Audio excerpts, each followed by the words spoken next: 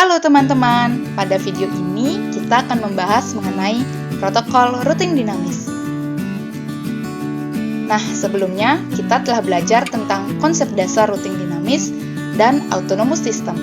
Pada kali ini, tujuan pembelajaran yang harus dicapai yaitu pertama, dapat menjelaskan protokol routing dinamis, kedua, dapat mengklasifikasikan jenis protokol routing dinamis. Nah, lalu apa itu protokol routing? Protokol routing adalah suatu aturan dalam mempertukarkan informasi routing yang akan membentuk sebuah tabel routing sehingga pengalamatan pada paket data yang akan dikirim menjadi lebih jelas. Protokol routing pada routing dinamis digunakan untuk memudahkan pertukaran informasi antar router dan menempatkan rute yang terbaik ke tabel routing serta menghapus rute jika rute tersebut sudah tidak valid lagi.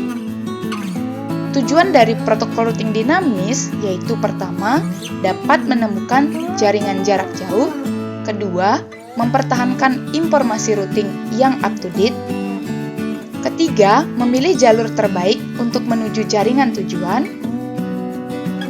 keempat, menemukan jalur terbaik baru jika jalur saat ini sudah tidak tersedia lagi. Pada routing dinamis terdapat jenis-jenis protokol routing. Secara umum yaitu pertama, Routing Information Protocol atau RIP, kedua, Open Shortest Path First atau OSPF, ketiga, Border Gateway Protocol atau BGP, keempat, Enhanced Interior Gateway Routing Protocol atau EIGRP. Pertama yaitu RIP, Routing Information Protocol. RIP adalah protokol routing dengan jenis protokol routing interior yang menggunakan algoritma distant vector untuk mengirimkan routing tabel secara lengkap ke semua interface router. RIP memiliki karakteristik yaitu pertama, RIP termasuk protokol routing berjenis distant vector. Kedua, RIP menggunakan jumlah lompatan atau hop count sebagai metrik untuk pemilihan jalur terbaik. Ketiga, jumlah hop maksimum yang diizinkan adalah 15 hop, dan lebih dari 15 dianggap sebagai unreachable network atau jaringan yang tidak terjangkau dan paket akan dibuang. Update routing dilakukan secara broadcast setiap 30 detik. Kelima, RIP memiliki nilai administrative distance atau AD sebesar 120. Protokol RIP memiliki kelebihan yaitu pertama, menggunakan metode triggered update atau pembaruan yang dipicu untuk mencegah kasus menghitung sampai tak terhingga. Kedua, memiliki timer untuk mengetahui kapan router harus kembali memberikan informasi routing. Ketiga, protokol RIP tidak rumit dan memberikan hasil yang cukup dapat diterima. Sedangkan kekurangan protokol RIP yaitu pertama, jumlah host yang dimilikinya terbatas, kedua, tidak memiliki informasi tentang subnet setiap rute, ketiga, tidak mendukung variable length subnet masking atau VLSM. RIP merupakan protokol routing yang sederhana, dan ini menjadi alasan mengapa RIP paling banyak diimplementasikan dalam jaringan. Selanjutnya, protokol yang kedua yaitu Open Short Path First atau yang disebut OSPF. Protokol OSPF pertama kali dikembangkan pada tahun 1987 oleh Internet Engineering Task Force atau IETF untuk digunakan di internet. OSPF adalah protokol routing dengan algoritma link state yang mengirimkan link state advertisement atau LSA ke semua router dengan area hierarki yang sama. OSPF mampu membagi jaringan menjadi beberapa tingkatan.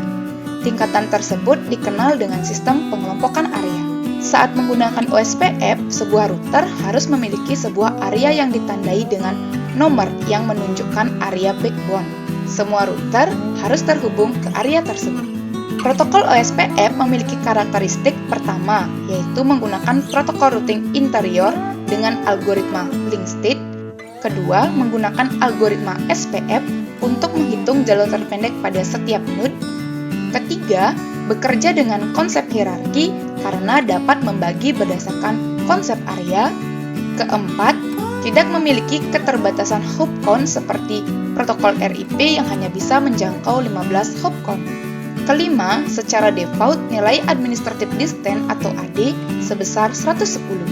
Keenam, memiliki fitur authentication pada saat pengiriman routing update. Nah, selanjutnya protokol yang ketiga yaitu Border Gateway Protocol atau BGP. Merupakan protokol routing yang menggunakan penentuan jalur yang paling optimal.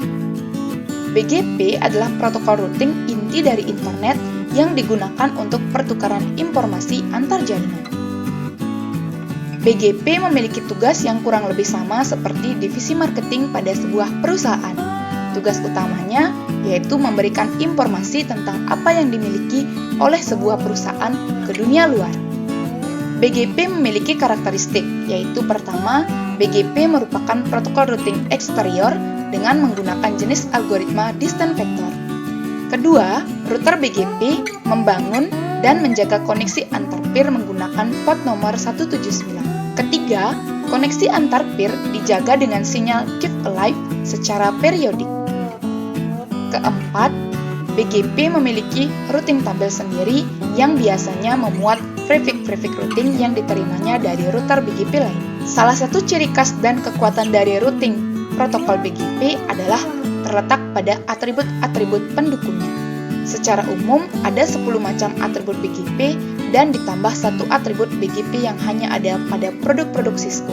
Atribut tersebut yaitu pertama, origin, kedua, ASPAT, ketiga, next hop, keempat, MID, kelima, local preference, keenam, automatic aggregate, ketujuh, agregator, kedelapan, community, kesembilan, origator ID, ke-10 clusterless, dan 11 wedge.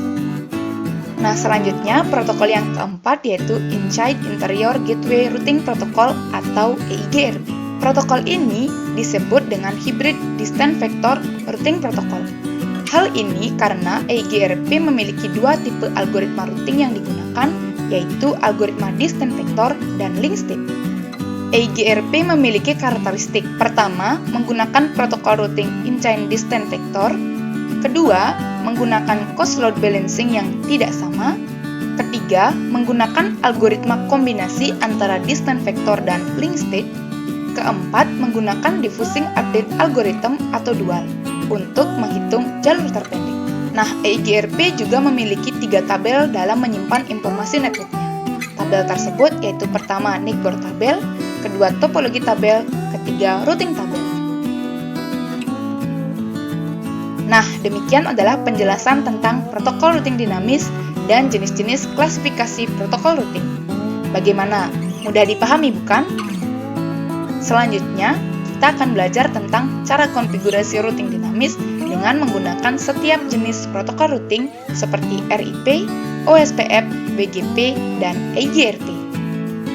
Selamat belajar!